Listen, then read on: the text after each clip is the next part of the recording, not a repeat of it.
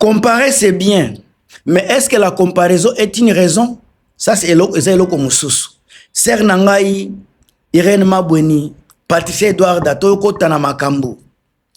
À peine ouverture à billet, il y a des O2, Arena, il y a Londres, et si Fali Poupa Kobeta. Journée Moko, 18 000 billets réservés. 18 000 billets réservés. Salle à 20 000 personnes. Bozi Mupanzi faire à Sala déjà annonce depuis Accor Arena qui a zobeta na soki na Copper Box. Salle à 7500 personnes. Ce qui est là qui fallait n'engue total ba mathématique n'e fallait déjà tondi siango mi balé. Ce qui va réserver 18 000 billets, salle à 7500 déjà deux jours déjà et ça concert moko ya fali poupa. Donc na ndenge tozoloba batu ba réserver ba billet kaka wana. Et ça net déjà double concert ya fait ya fali poupa na Copper Box. Selon mathématique. Deux concerts nandambu. Sika bandeko ovo onini nini wana soki O2 Arena eza munene plus ya 20 000 places.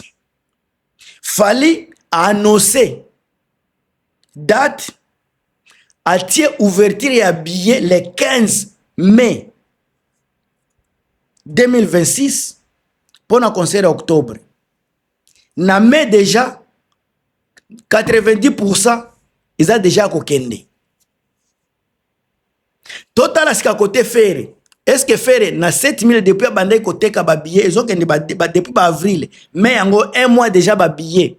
Est-ce que faire ça même na 2000 billets vendus?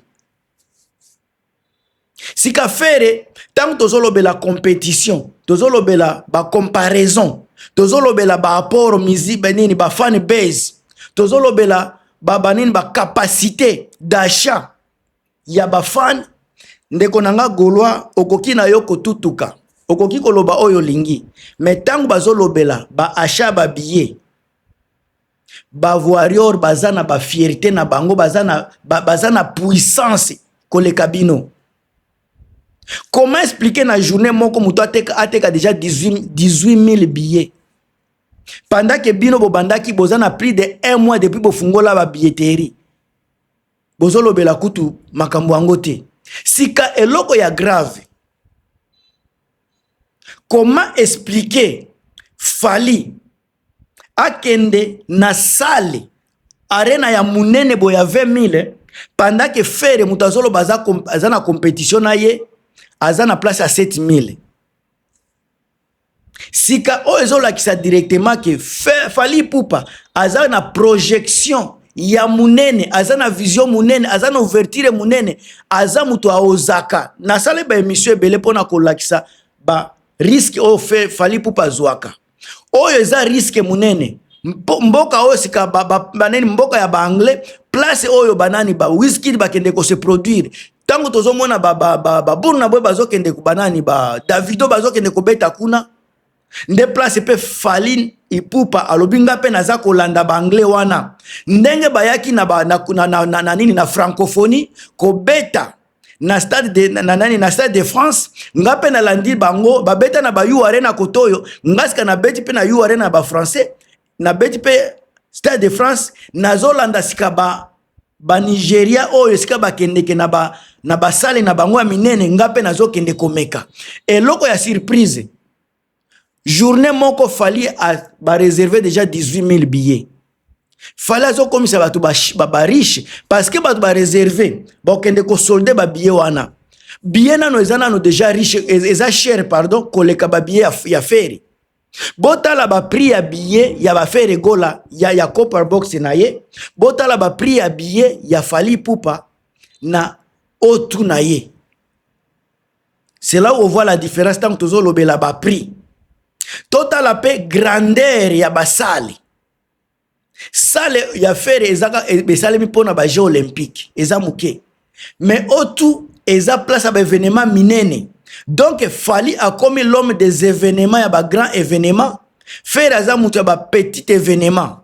ba événement mike nde place beaucoup ta fali faire gola pardon place ba événement minene ndesika fali pour pas que ne ko s'exposer exposition ya fali eza exposition ya haut risque ayebi ki akoki kobeta pe 0 po eza mboka ya ba anglais ayebi ke boy na boy na boy na boy mais malgré cela aza ko s'imposer na milieu ya ba anglais mais au faire to monaki azo kende zaka ka tala ba journaliste baza ko accompagner faire un journaliste aza ko accompagner faire baza na basaka mais na ba nini désolé c'est comme donc un musicien communautaire 100% un musicien communautaire mais bozomo na fali tango aza ko se déplacer équipe oza ko landa fali ba tuo baza sima ya fali botali ba manager na bango ba manager ya fali batu baza na équipe ya communication ya marketing eza dimension mususu na faire gola bato mona ki epa ya faire eza ba mobola teti bato wana nde bazalaki ko accompagner ye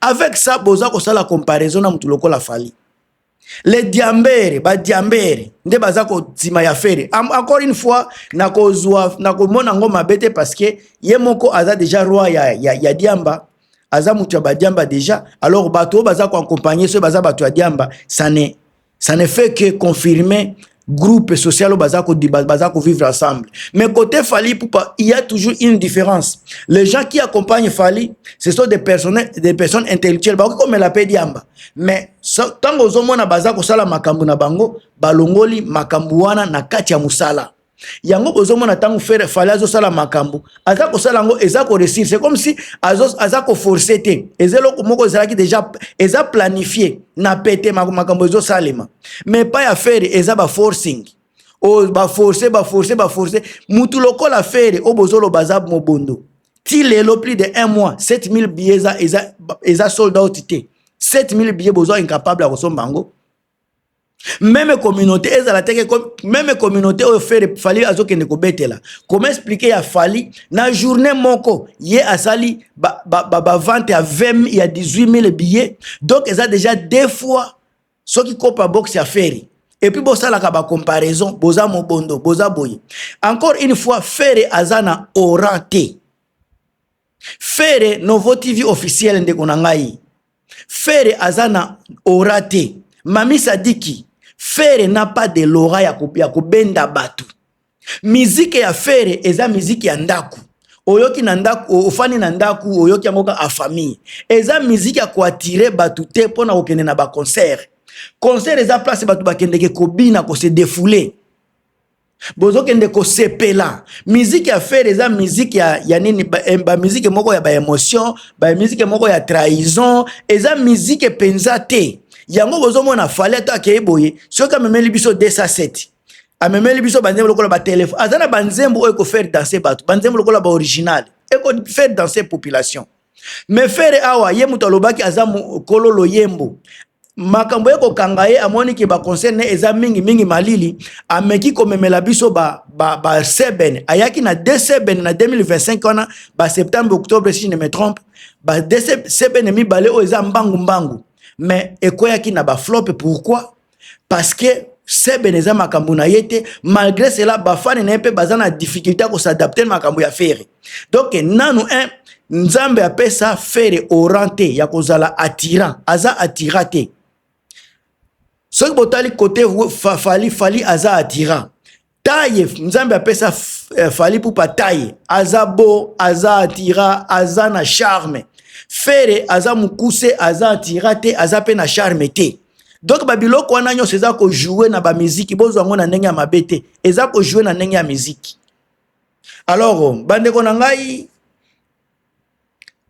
bagolwa bosilikate eza eloko nzambe akabela mutu na mutu apesa ye na kambuna e pa ya Fally nzambe apesa ye élégance apesa ye aura et pa ya faire nzambe apimela ye makambu wana yango mona kazalaka na mutema mabe azalaka mutema mabe makasi alingaka te batu ba resir pembeni na ye tala orchestre na ye orchestre on dirait ya donc batu moko boye bauti village bayebi donc mutu lokola ilunga ba degolo zomona mutu azaka ka boye nde ba musicien a faire mais soki pa na F victime ba musicien ba kuba musicien bayebi poto ba sakanaka na poto pamba mais na biloko aboye bokoyoka Fer azalaka combattu. Qui n'a jamais été combattu na musique? Nani mutu apekisi yepe abanda ko combattre ba misusu mutu te. Alors bokoya ko loba pe makambo ki des fois yepe azalaka des fois so boyebite. Yepe Fer azalaka des fois. Alors mutu ata mon côté aza akoki kozala immaculé aza innocent na makambo ya musique. Bango tu basimbaka makambo mabe ezande sika mutu na mutu ata soki osimbi likambo mabe zala pe na likabo nzambe apesa yo zala na mutu ya musala.